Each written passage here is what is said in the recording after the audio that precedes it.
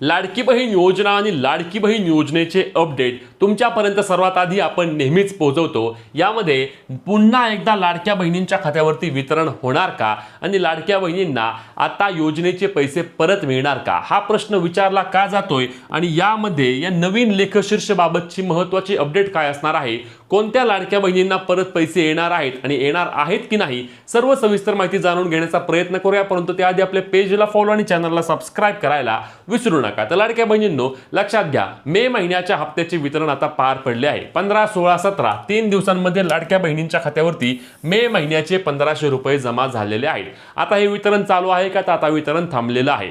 पुढचा महत्त्वाचा मुद्दा म्हणजे लक्षात घ्या, सर्वच प्रवर्गातील महिलांना पैसे जमा झाले आहेत। मागील हप्त्यावेळी आपण काय पाहिलं होतं, एससी प्रवर्गासाठी निधी वितरित करण्याकरता उशीर झाला होता, परंतु यावेळी तसं झालं नाही। यावेळी एससी असू द्या, एसटी असू द्या, ओपन असू द्या, ओबीसी असू द्या, सर्वच प्रवर्गातील महिलांना त्या ठिकाणी लाडकी बहीण योजनेचे 1500 रुपये जमा झालेले आहेत।